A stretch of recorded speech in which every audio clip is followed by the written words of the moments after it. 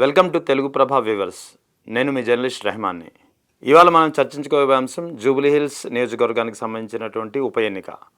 జూబ్లీహిల్స్ నియోజకవర్గం గురించి మాట్లాడుకుంటే ఇది హైదరాబాద్ అర్బన్ పరిధిలో వస్తుంది. హైదరాబాద్ అర్బన్ పరిధిలో గతంలో ఖైరతాబాద్ నియోజకవర్గంగా ఉండేది.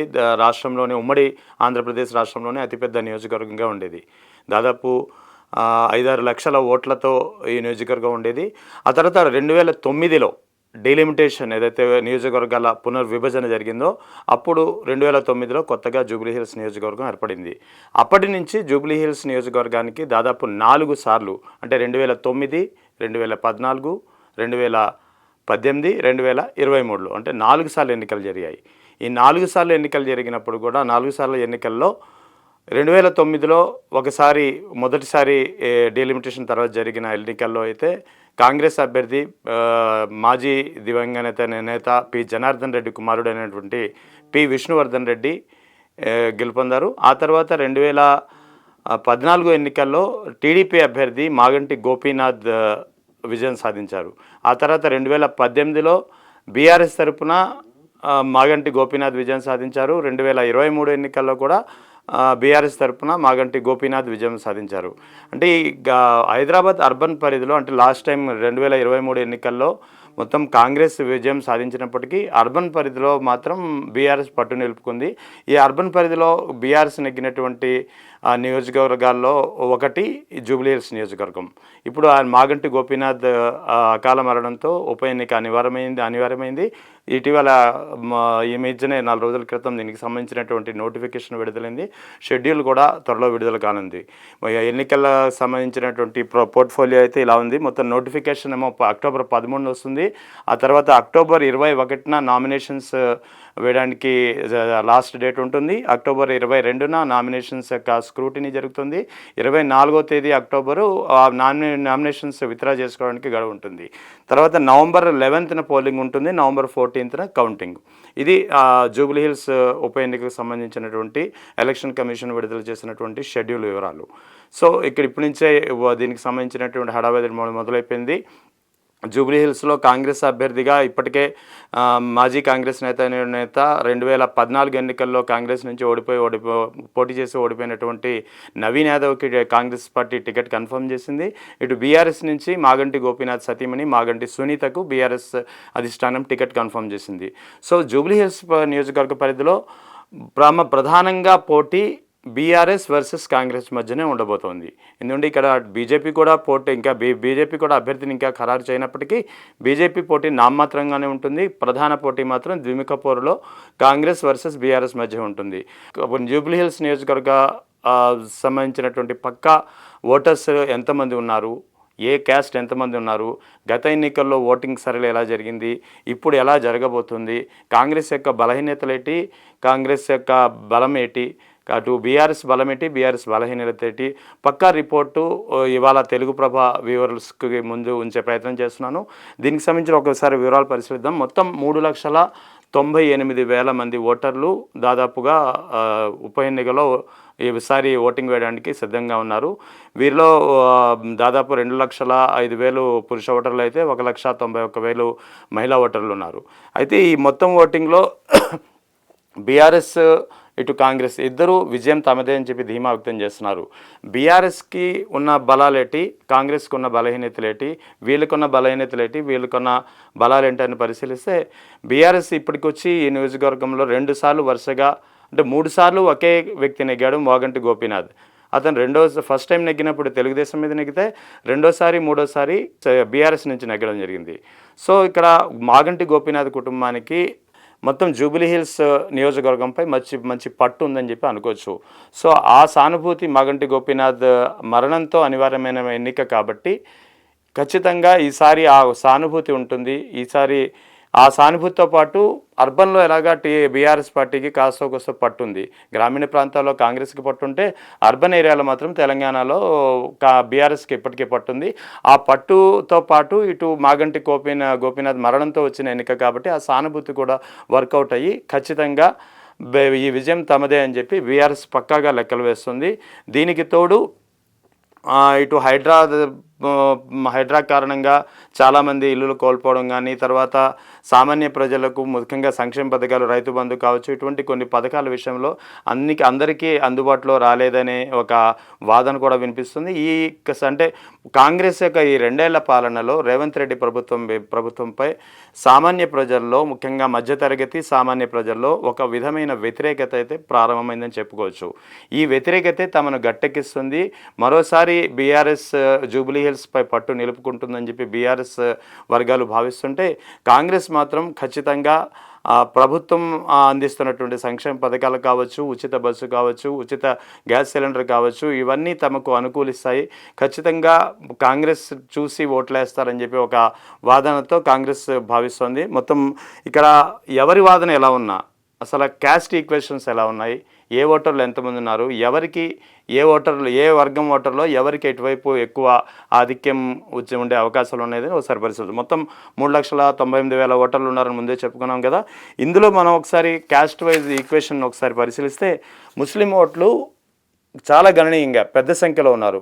జూబ్లీ హిల్స్ నియోజకవర్గంలో మెజారిటీ ఓటర్సు ముస్లిమ్స్ 1,12,000 మంది ఉన్నారు. దాని తర్వాత బీసీ ఓటర్లు 67,000 మంది. ఈ 67,000 మందిలో యాదవ కమ్యూనిటీకి సంబంధించిన వాళ్ళు 24,000 మంది ఉన్నారు. ఆ తర్వాత ఎస్సీ వర్గానికి చెందిన వాళ్ళు 44,000 ఉంటారు.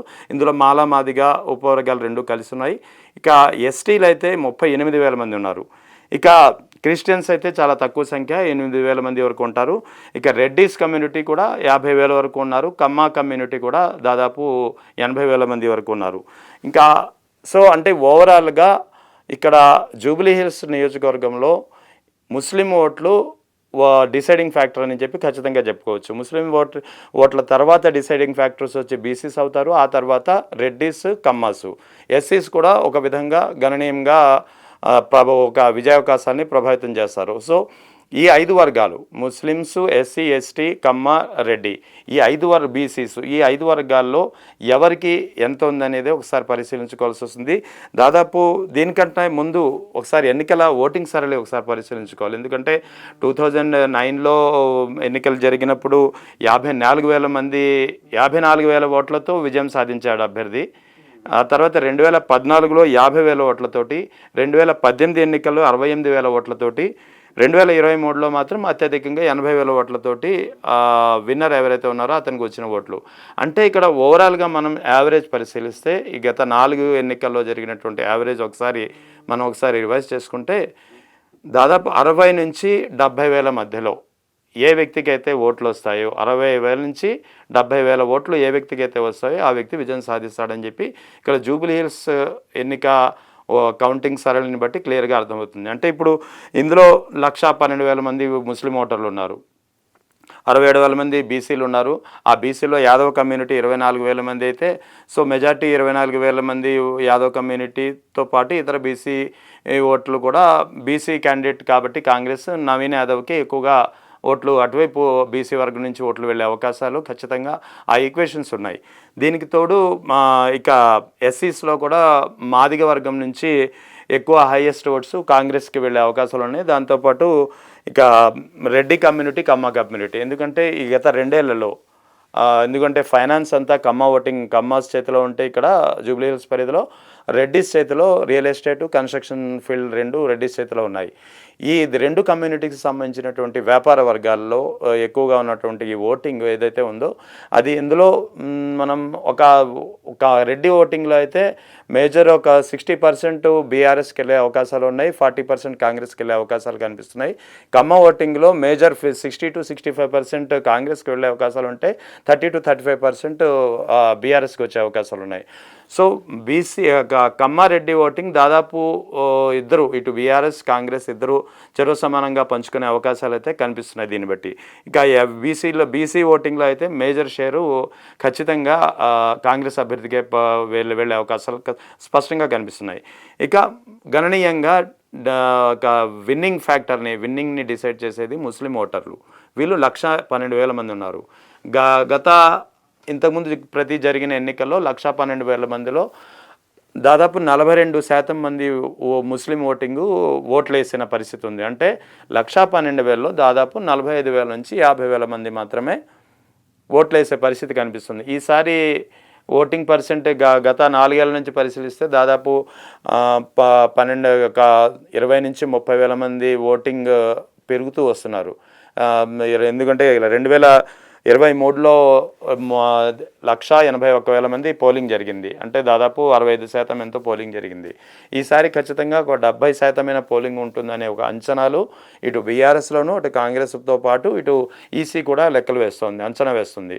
సో ఈ క్రమంలో ఈసారి పోలింగ్ ఒకవేళ 70% నుంచి 72% మధ్యలో జరిగితే పోలింగ్ 1,80,000 నుంచి 2,30,000 లేదా 2,40,000 మధ్య ల్యాండ్ అయ్యే అవకాశాలు ఉన్నాయి. ఇదే జరిగితే ముస్లిం ఓటు ఎటు వెళ్తుంది? ఇక్కడ ముస్లిం ఓట్ల గురించి మాట్లాడుకుంటే ముస్లిం ఓట్లు ఖచ్చితంగా తమకు వస్తాయని చెప్పి కాంగ్రెస్ ఎందుకు భావిస్తుందంటే నవీన్ యాదవ్ ఎవరైతే ఉన్నాడో ఇతను 2014 ఎన్నికల్లో 2009 ఎన్నికల్లో ఓడిపోయినప్పుడు మజ్లిస్ తరపున పోటీ చేసి ఓడిపోవడం జరిగింది 2014 ఎన్నికల్లో. అప్పటి నుంచి నవీన్ యాదవ్ ఇటు బీసీలతో పాటు ఇటు ముస్లిం మైనారిటీ ఏదైతే గణనీయంగా ఉన్నారో ఆ ఓటు బ్యాంకును ఆ వర్గాల్ని కలుపుకుంటూ ఆ వర్గాలతో మచ్చిక చేసుకుంటూ ఆ వర్గాలకి కావాల్సిన పనులన్నీ చేసి పెడుతూ వస్తున్నారని చెప్పి ఒక వాదన కూడా ఉంది. ఆ కారణంతో ఈసారి అతనికి సీట్ కన్ఫర్మ్ చేసిందని చెప్పి అధిష్టానం ఒక వాదన పెడితే బలంగా వినిపిస్తుంది. సో ఈ క్రమంలో ముస్లిం ఓటింగు నవీన్ యాదవ్కి ఖచ్చితంగా వస్తుందని చెప్పి కాంగ్రెస్ ఖచ్చితంగా లెక్కలు వేస్తుంది. ఇటు బీఆర్ఎస్ అయితే లెక్కలు మరోలా ఉంది. బీఆర్ఎస్ గత లాస్ట్ 2 టైమ్స్ కాకపోయినా 2018 ఎన్నికల్లో మాత్రం ముస్లిమ్స్ పెద్ద ఎత్తున బీఆర్ఎస్ వైపు నిలిచారు. 2018 ఎన్నికల్లో మాత్రం 2018లో కూడా నిలిచారు. 2023లో మాత్రం ముస్లిం ఓటింగ్లో స్ప్లిట్ వచ్చింది. అటు కాంగ్రెస్ ఇటు బీఆర్ఎస్ మధ్య చీలిపోవడం, ముస్లిం ఓటింగ్ కాస్త చీలడం వల్ల కాస్త బీఆర్ఎస్కి ఓట్లు మొత్తం సీట్లు తగ్గిన పరిస్థితి ఉంది. సో ఈ క్రమంలో ఈసారి బీఆర్ఎస్ మాత్రం అంటే ఈ మధ్యన కాంగ్రెస్ పట్ల వ్యతిరేకం కానీ సామాన్య మధ్యతరగతి ప్రజలకు అనుకూలమైన నిర్ణయాలు ప్రభుత్వం తీసుకోలేదనే ఒక ఆరోపణలు రావడం, విమర్శలు రావడం కానీ ఈ అన్ని కారణాల వల్ల ముస్లిం ఓటింగు కాస్త ఈసారి కాంగ్రెస్కు దూరం అయ్యే పరిస్థితి ఉందని చెప్పి వినిపిస్తుంది. ముఖ్యంగా టోలీ చౌకీ, మెహదీపట్నం సంబంధించినటువంటి ఏదైతే జూబ్లీ హిల్స్ పరిధిలోకి వచ్చే రాయదుర్గం ఈ పరిధిలో దాదాపు చిన్న బస్తీలు ఒక 12 ఉన్నాయి. ఈ 12 చిన్న బస్తీల్లో దాదాపు 2 లక్షల ఓటింగ్ ఉంది. అంటే ఇందులో ఈ 2 లక్షల చిన్న బస్తీల్లో ఉండే ఓటింగ్లో గణనీయంగా ఉండే ఓటర్లు కూడా మళ్ళీ తిరిగి ముస్లిమ్సే ఉన్నారు, తర్వాత బీసీలు ఉన్నారు. ఖచ్చితంగా వీళ్ళలో మెజారిటీ ఈసారి కాంగ్రెస్కి లాస్ట్ టైం కాంగ్రెస్కి వేశారు కాబట్టి ఈసారి ఖచ్చితంగా బీఆర్ఎస్కే వచ్చే అవకాశాలు లేకపోలేదని చెప్పి బీఆర్ఎస్ వాదన వినిపిస్తుంది. సో మరోవైపు కాంగ్రెస్కి ముస్లిమ్స్ కాస్త ఈసారి దూరంగా జరగడానికి దూరం అవుతున్నారు అనే ఒక విమర్శ రావడానికి కారణం కూడా లేకపోలేదు. ఎందుకంటే ఈ కాంగ్రెస్ పోర్ట్ఫోలియో ఏదైతే మంత్రివర్గంలో ముస్లిం ఎమ్మెల్యేలు గెలిచిన వాళ్ళు ఉన్నప్పటికీ మా పోర్ట్ఫోలియోలో ఒక ముస్లిం మినిస్ట్రీ ఇవ్వకపోవడంతో ఆ ముస్లిం సామాజిక వర్గంలో కాస్త ఈ విషయంలో కాస్త అసంతృప్తిగా ఉన్నారని చెప్పుకోవచ్చు. సో ఈ అన్ని కారణాలు బేస్ చేసుకుంటే 2023లో ఏ విధంగా అయితే ముస్లింలు వన్ సైడెడ్గా కాకపోయినా దాదాపు 70% వరకు కాంగ్రెస్కు ఓటేసిన పరిస్థితి కనిపించిందో ఈసారి ఆ పరిస్థితి కనిపించకపోవచ్చు అనేది చెప్పి స్పష్టంగా తెలుస్తోంది. సో ఈ కారణాలన్నీ మనం పరిశీలించుకుంటే ఈసారి బీఆర్ఎస్ వర్సెస్ కాంగ్రెస్ మధ్య గట్టి పోటీ ఉంటుంది. ఖచ్చితంగా ముస్లిం ఓట్లు, బీసీ ఓట్లు, మాలమాదిగ ఓట్లు మెయిన్ డిసైడింగ్ ఫ్యాక్టర్గా నిలవనున్నాయి.